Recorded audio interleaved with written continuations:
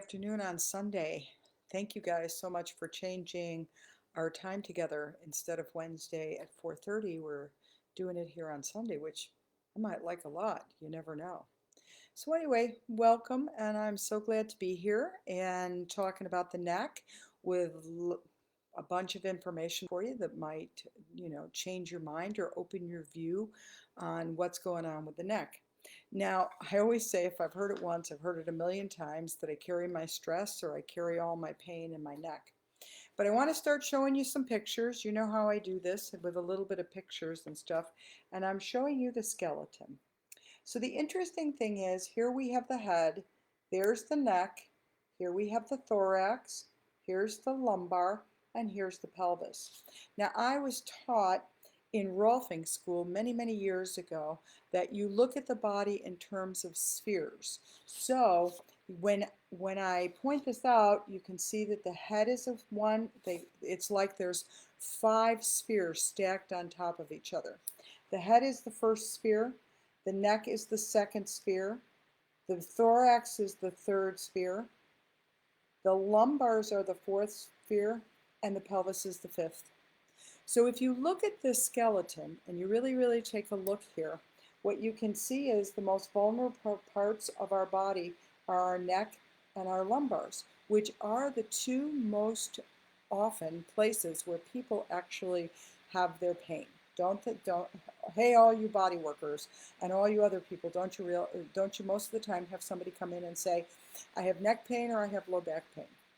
So neck pain, low back pain, the two most vulnerable parts of the body.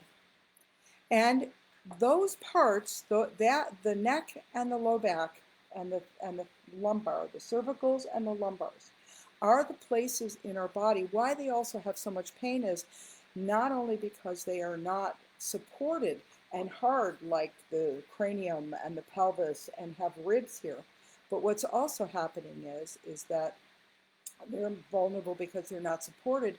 And so what they do is these two parts of the body will adapt if something's going on somewhere else. And it doesn't matter where the somewhere else is. It could be adapting from something that's happening in your feet, in your legs, in your pelvis, in your thorax, in any of the organs in your thorax. It can even be coming from what's happening inside your head, tensions, different kinds of pullings, torquings, things like that. So let's explore a little bit further, but let's look at the neck in particular. So I have a little, I'm not sure if this is actually going to work, but I have a little, I have a cervical right here. Actually, it might be easier to see this in the whatever, on paper. But here's the cervicals. One of the things structurally that I really want you to know or want you to take note of, look at how this artery actually goes through the bony part of the cervicals. Look at that. You have a vertebral artery. You can see that then the vertebral artery, let me make this sit correctly so you can really see this. There we go. And you can see that the vertebral artery, look at that. It makes a turn. Let me show you a better picture. Hang on one second. Okay, so this is a better picture that I can actually hold up. So here's the vertebral artery transversing or going through all of the vertebrae in your neck, okay? It goes all the way up through the vertebrae. And then look at here how it takes a turn and then goes up into the head. So it actually has a turn. Look at this. This is C2. This is C1. Here is our bottom of our head, our occiput. And right between C1 and the occiput, where it actually goes into the head, it has quite a turn. So this is why, and I'm going to relate this here in a moment to another piece. So this is very important to note because the vertebral artery is the artery that actually, it's the artery that actually feeds a lot of the brain, the blood to the brain. It is one. We have the carotid artery going up there, and we also have a vertebral artery that's also another artery that's giving blood flow into the brain. So what does that tell you when my vertebrae are out? That I can have some tensions on that vertebral artery.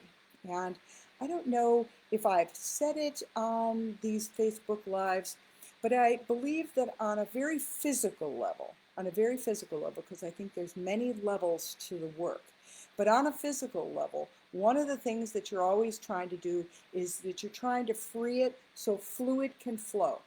It's less about letting go of muscle contraction or just letting go of misalignments in the spine, but it's really the part of the physical ultimate goal is to get the fluids moving, whether it's cerebral spinal fluid or whether it's the blood or the lymphatics, because those are what's bringing nutrition and taking waste away. So one of the deals is that think about that with your neck vertebrae. But I want to get a little clearer here because I talked about, and I wanted to show you the vertebrae, the vertebral artery first. So we talked about the fact that these two are most vulnerable and that they adapt. And out of these two, the lumbars and the cervicals adapt more than the lumbars. They adapt even more when something's going on in your body. They adapt more than any other part of your body. And out of all seven vertebrae, the two that adapt the most are C1 and C2. So if I have something going on in my feet, or I have something going on in my knee, and we're going to look at some other things, then what's going to happen is that my neck is going to make a lot of adaptations around different things happening in different places. So now what we want to do is we want to look at a little bit deeper into the neck, but also more deeply into what are other things that could be affecting the neck to make it adapt and make it shift positions and also make it have tension. So don't forget that these top two are really at adapting a lot. So here's my question, is if those are the two that adapt the most out of all, here we go, I have a picture, out of all 24 vertebrae, we have 24 from the bottom of my head all the way down to my sacrum. Here's my sacrum. These are all just side, front, and back views. So I have 7 cervicals, 12 thoracics, and I have 5 lumbar vertebrae. Okay? So everybody's adapting a bit, but the cervicals are actually adapting the most. So I don't always want to put all of my attention in trying to help somebody out of a pattern just on the neck. Because if I only attend to the neck, oftentimes patterns will continue to go on, or patterns will tighten and go deeper and sometimes give you more pain. So we want to remember that it's not just here, but it can be anywhere in the body. So let's talk, I'm just going to show you so that you get to know a little bit some of the structure of the neck, because I want you to see this. So in this picture, this is the back of your head, and this is some of the muscle cut away. Here on this side, you see we have the trapezius that comes up and attaches higher on the head than you think, okay? It attaches higher on the head because the base of your head is here, the base of your head is over here, and the trapezius is coming all the way up onto much higher. And these are muscles deeper into the neck that also help with, these are shorter muscles that actually help with rocking, tilting. And the muscles that are connected to C1 and C2 and the head, so it connects to the head, C1 and C2, those little short muscles that do that, are also connected to, wait, your vision. So one of the interesting things in the way that we are designed is to also have that little bit of rocking and tilting and being able to turn and stuff is actually to be able to see so that I can check if there's any kind of threat coming. So those muscles up at the top of the cervicals are actually muscles that are sort of threat and trauma related, connecting to the occiput, the base of the head, C1 and C2. So that's a whole different sort of story, isn't it? Now, when you start to think about it,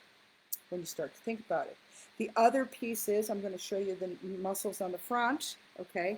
And what I want to say also about those posterior muscles is that we tend not to realize, but it's about 2 inches thick.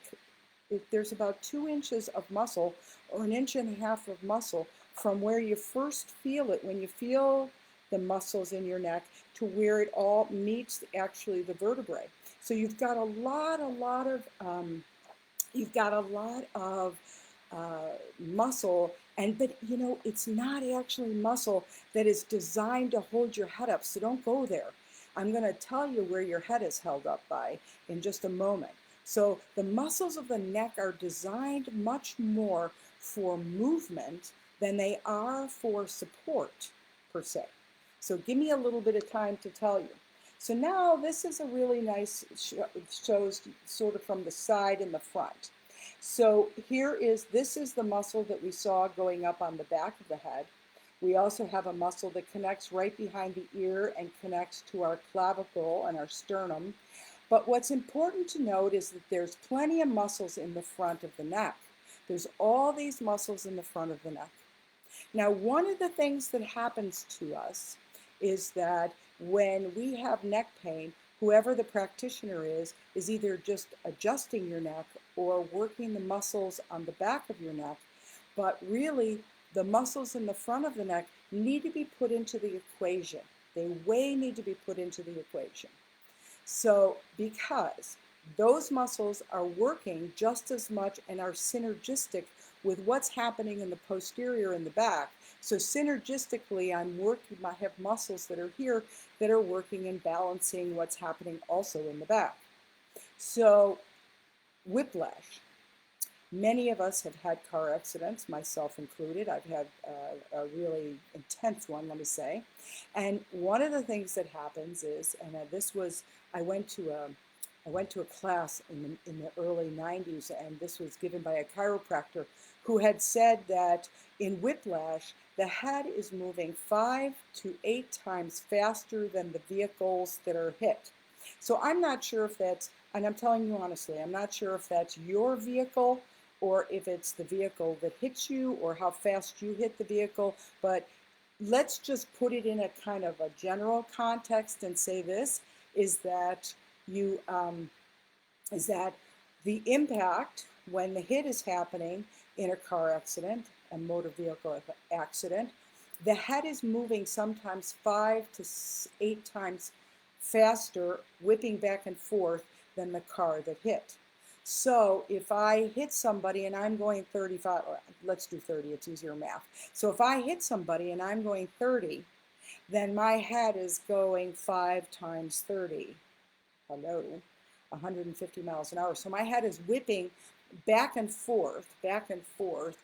And what happens when I go back and forth is that my jaw actually goes the opposite way. So my head goes like this, then I snap shut and open up. So I have this opening and closing both of the jaw, which is one of the reasons why we get so much jaw pain after a whiplash.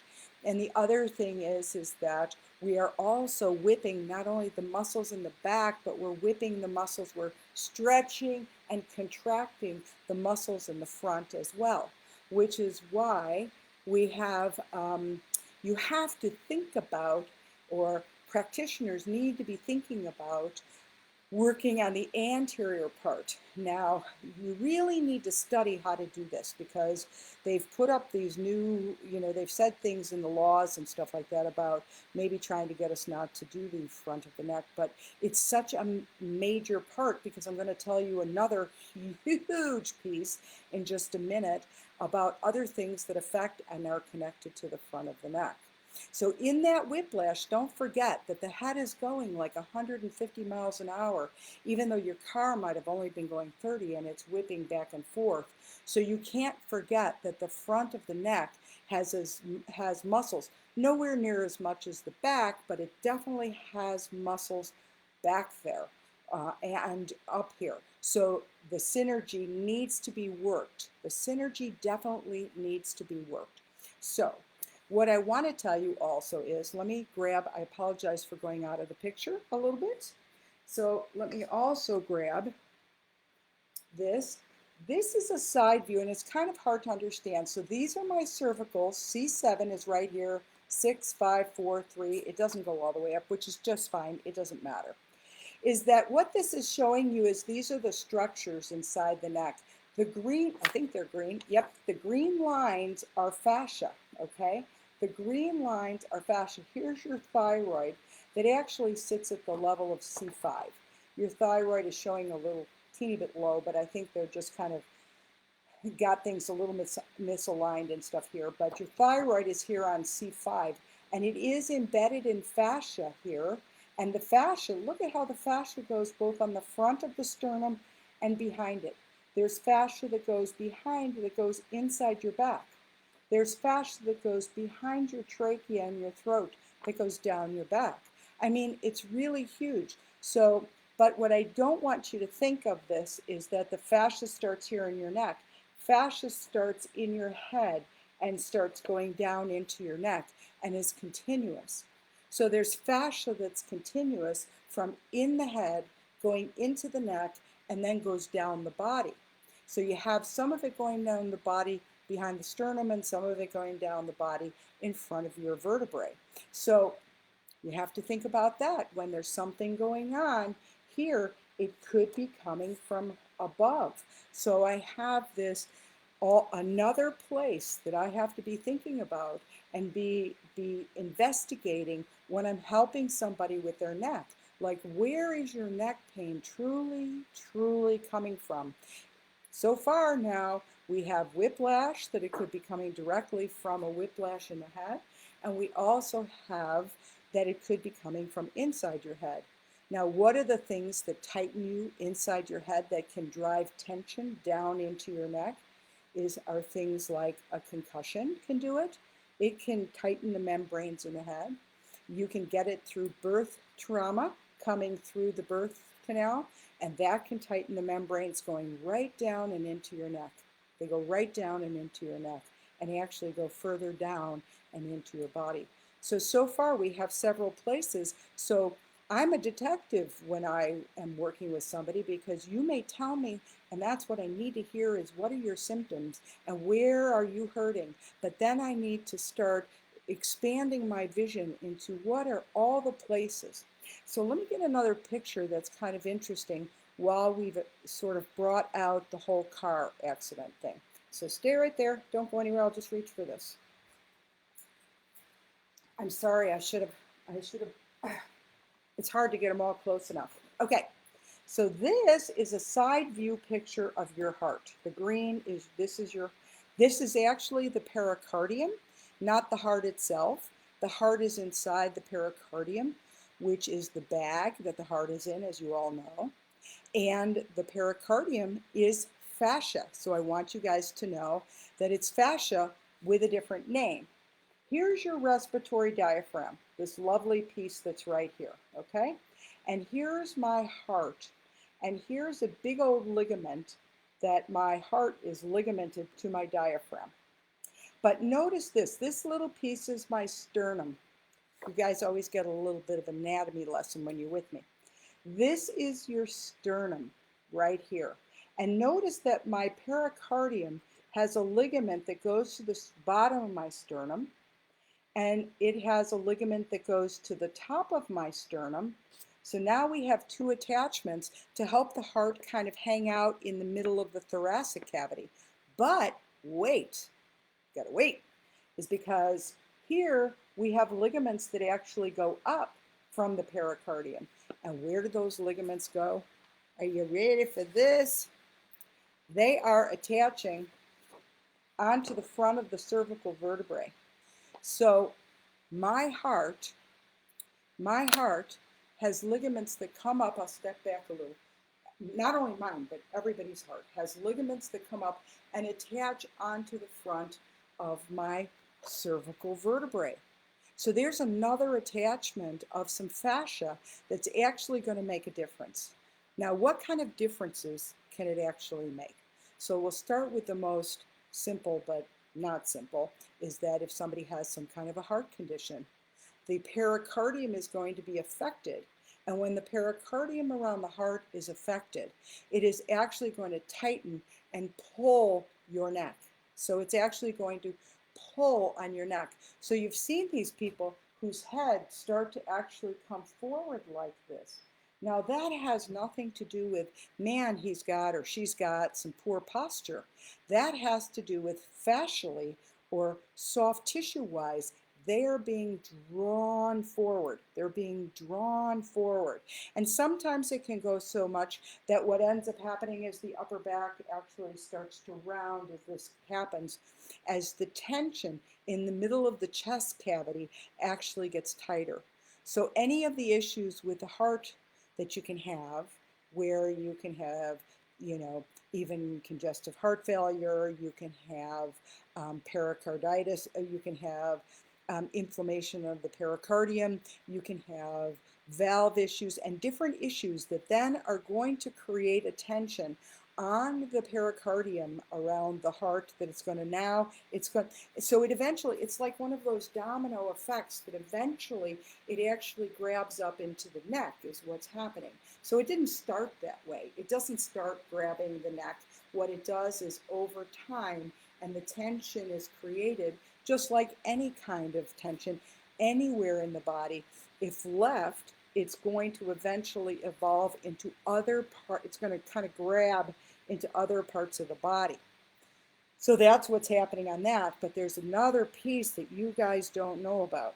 I'm going to pick my heart back up and put it here, is that one of the deals is that you're a passenger or a driver in the car, and you have a car accident, and the seat belt goes right across, I'm pretending that this is like the front view, is the seat belt goes right across the middle of your chest and it goes right across your heart. And one of the things that happens when you have a car accident is that, of course, your seat belt is supposed to save you. Yes, but it also locks, which is good because it saves you from going through the windshield. But at the same time, what it does is it creates tension on the heart and the pericardium. Very common. And it's a very, very missed piece when somebody's had a car accident, is the I can't even say it, missed piece is actually helping get the tension that's off the heart, the pericardium, and actually helping the heart to reseat, because the heart sort of sits in a particular slot in our chest. And sometimes what happens is it will, if the accident's big enough and the whiplash, because remember, if also not only the seat belt is locking my heart, but if when my head goes back in a whiplash, it's pulling on the pericardium and will actually pull the heart. So doctors would probably disagree with me and say, no, that's not possible. But I've worked for so many years putting hearts back and taking tensions off of car accidents and things like that, that it's, in a palpatory sense, I just personally have found it a lot. So that's another piece that's going to start grabbing your neck and start bringing you forward to create that sort of awful forward looking and hump looking back. So that's a really large piece, is the heart itself, which is why you always need to know, if you're a practitioner watching or will watch in the future, then you do need to know that that's an important question that you need to ask your people is, have you had a car accident? Because have you had a car accident? Because that is, that's such a large piece in what can be happening in the neck and from several different directions that you're now hearing. Not only just the neck gets a whiplash, but other parts of your body get it as well. And we know, of course, we're only talking about the neck here, but there's the lower part of the seat belt that's across the lap or the hips and so forth that get things. So, but, we'll leave that as well. But one of the other things that I want to talk about here, as I look for my last piece of paper, is that so extrapolating on what I've already said, extrapolating on the fact that there are fascias that are coming from my head, going through my neck, going down my body. Now we've got another one. We've got the heart, the fascia around the heart. But now this is a side view, and this crazy looking thing, this is our intestines just from a cut side. So you're seeing the little holes of all the intestines. And I want you to know that there is fascia that connects from my head to my neck, through my heart, around my liver, and then it goes around my intestines, and then it goes on the top of my uterus or prostate, and then it goes to my perineum. So one of the big things, so I'll stop in the middle here. The small, the small intestines, these small intestines. The small intestines are in a fascial bag themselves, in a fascial bag, and they are connected to the back wall of our abdominal cavity. So they're connected to your lumbars, which is another reason why your lumbars can change so much, but that's a story for another day. So you have this bag of intestines connecting to the back wall. And one of the things that's happening so much these days is we have so much inflammation because we have such crappy food going on. And all of us, me, everybody, eating all sorts of things. But what's happening is that with the inflammation, this is another example, the inflammation in the small intestines, what it does is, because all these fascias are connected all the way down our body, it's connected into my neck. So one of the deals is the more I have inflammation in my small intestine, feeling from just below my rib cage all the way, could be down to the bottom in my pelvis, I just feel bloated and kind of feel bad. Another deal is that will pull the head forward. That will begin to pull the head forward. So we've talked about these things that will pull your head forward, right? These different whiplashes and the heart stuff and the gut stuff will pull your head forward. But now here's the piece I was going to talk about before, and I'm going to have to do a little sort of writing thing is that actually it's not going to work. I'm just going to have to tell you. So what the deal is, what is really supposed to hold my head up? Because as soon as my head, as I'm telling you, gets pulled forward with any of these issues, when my head gets pulled forward, no longer am I on my structure.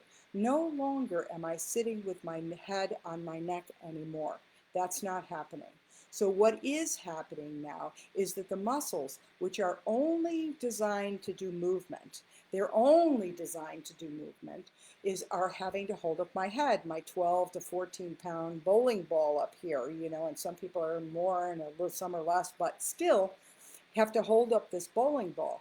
But that's not what's supposed to hold up my bowling ball. Actually, what's supposed to hold up my bowling ball is the fourth and fifth, or third and fourth thoracic vertebrae. So it's like a tripod coming from my vertebrae to go up to my head to hold my head up. As soon as my head comes off of its axis in any way, then what happens is that my muscles have to start grabbing, and it's the muscles that hurt, and it makes you want to have them massaged. I mean, I get it. I want mine massaged right now. Is that I totally get it, that you feel like, yes, I need to have my muscles work, but don't get caught on that.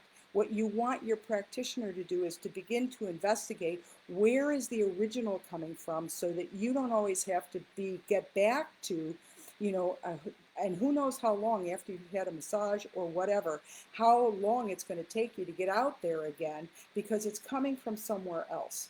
And the neck is always adapting. And when it adapts, the muscles contract to hold you up there.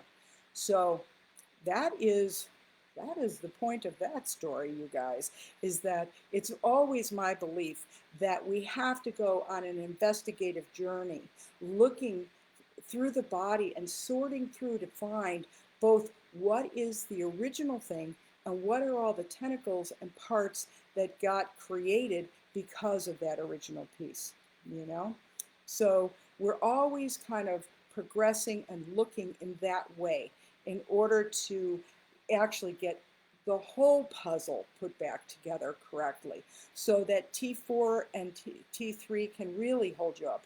And here's the thing about T4 and T3, it's supposed to be kind of an aerodynamic deal. But if I'm off, then my muscles contract, and T4 is what innervates my heart. T4 and T5 are innervators. That's where the nerves are coming out to go and innervate my heart. I'm wanting that to work as well as possible. So anyway, I hope that I've given you some insight and some thoughts as to like how to look at this a little differently, how to be, you know, how to expand your view, and hopefully you all will not have any neck pain at some point in the future now. Hey, have a happy Sunday. Thank you for tuning in. Namaste.